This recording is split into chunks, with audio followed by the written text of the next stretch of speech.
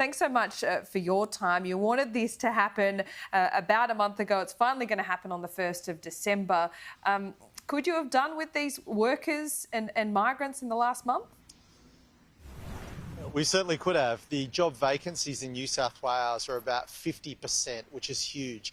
That means that it's putting upward pressure on inflation and driving up cost of living right across New South Wales. So we need more migrants coming into New South Wales, particularly skilled migrants, if we're going to grow our economy, increase productivity and put downward pressure on prices. New South Wales could be the big winner out of this, couldn't you? I mean, with the borders opening on the 1st of December, they still can't get into Queensland without quarantining, still can't get into WA, a similar situation. So do you expect a lot of this pressure for businesses to be alleviated, and how soon?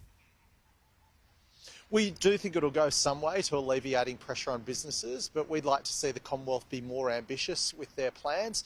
We need to see a focus on skilled migration if we're going to enhance our productivity and grow our economy. So we're continuing to work with the Commonwealth to ensure that we get the skills mix right coming into the country, and we want it to come into New South Wales. If the other states and territories don't want to grow their economies, then I'm putting my hand up to get the full share, to put our businesses, to put our community first. So you say that the federal government needs to be more ambitious. Are you talking about in the overall numbers?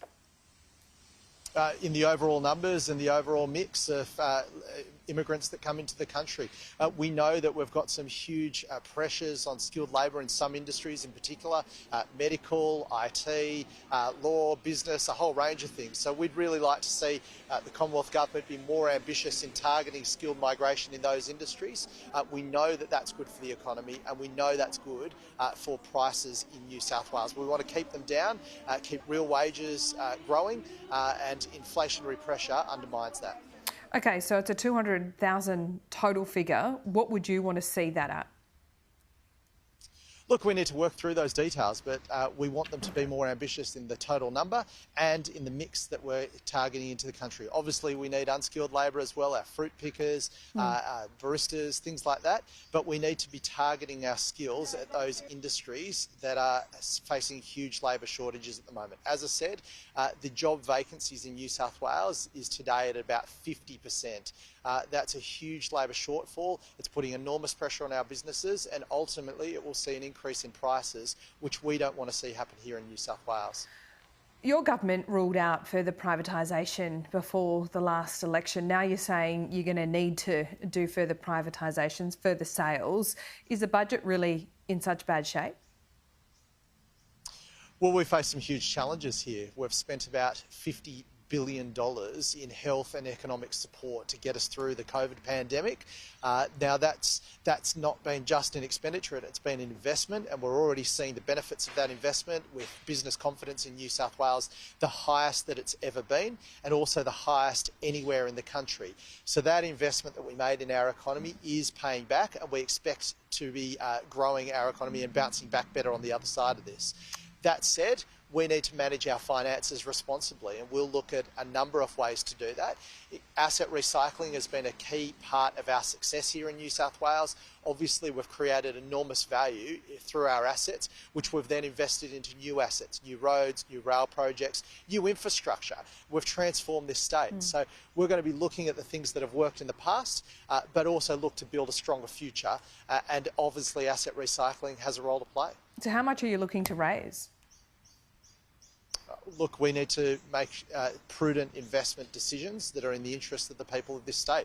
We need to deliver the infrastructure and services that the people of New South Wales need and deserve. That's been the hallmark of this coalition government, and that's the difference between us and our political opponents. We'll make the tough decisions to build the infrastructure and provide the services that the people of this state need, and that's why New South Wales is the best and strongest state in the Commonwealth at the moment. Are you looking at tens of billions? We'll make decisions that are in the interest of taxpayers and the community of New South Wales. We're working through that process. Obviously, our financial statements have taken a huge impact due to these investments that we've made in our economy during COVID. We'll make decisions about how to get us out of that, how to grow our economy, and how to return us to surplus, which we're working through at the moment. Okay, you won't tell me how much, but will you tell me what you'll sell? Well, what we're doing is focusing on making sure that we manage our finances responsibly. We need to make sure that our state's finances work to support the economy, not the other way around, Laura. So we're not going to make policy on the run here this morning as much as you'd like me to. We're going to focus on making the decisions that are in the interest of the people of this state. That's what this government has done, and that's what I'll continue to do as Treasurer. The rest of the poles and wires, would you rule that out? Well, I'm not playing hypotheticals here today, Laura. What I've said is that we're going to manage the state's finances responsibly and make decisions to build the infrastructure to provide the services that will continue to see New South Wales as the leading state in the nation. So that's been the hallmark of this coalition government's success, and that will continue to be our focus as we move forward. Sydney Water? Well, Laura, you can keep throwing hypotheticals. Endeavour Energy, Ausgrid, Essential Energy, iCare, Transport Asset Holding, Forestry Corporation, Landcom. What we're going to do? Well, I'm not. You know, you can speculate all that you like. What we're going to focus on is managing the state's finances in an economically responsible way that are in the interest of the people of this state. All right, let's talk about some emails. Yesterday, Kerry Chant, it was shown that Kerry Chant recommended that the same rules apply across all of Greater Sydney. Why was that advice ignored? Well, I wasn't in the crisis committee at the time, but we've worked very closely with Kerry Chant to make decisions to keep New South Wales people safe and get us through the worst pandemic that the state's ever seen. We've done that successfully, better than anywhere else in the nation. So I'm very proud of what we've done. We've worked very closely with the health officials, but we've made decisions ultimately that have kept us safe and got us through. Yep, we're out of the storm, we hope, now. But how do you look back at that time? It was a divided city, and now we have at least some evidence, Matt Kean, that there was one rule for Western Sydney and one rule for the rest of us. Well, I think that decisions were taken to ensure that we kept safe. Obviously, there was a decision taken over Christmas where the people of the Northern Beaches were under stricter lockdown conditions as well. So the government at the time made decisions working with health officials to keep the whole community safe and get us through. And I think that we've been more successful than anywhere else in the country. Well, Western Sydney mayors point out that lockdown and the curfew, it was a curfew, remember, was a lot longer. Do they deserve an apology or an acknowledgement this morning?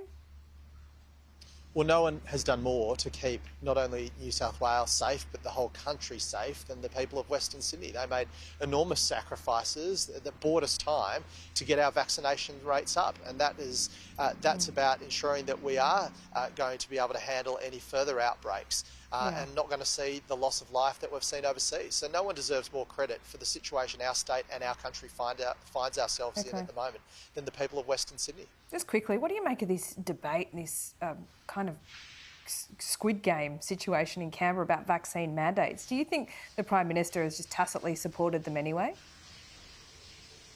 I think the Prime Minister has been very strong in ensuring that we keep the people of Australia safe and we keep our economy going. It's obviously a very difficult area of public policy, but the Prime Minister has handled as well as anywhere in the world. He deserves great credit for that. Matt Kean, thanks so much for your time. Good on you, Laura.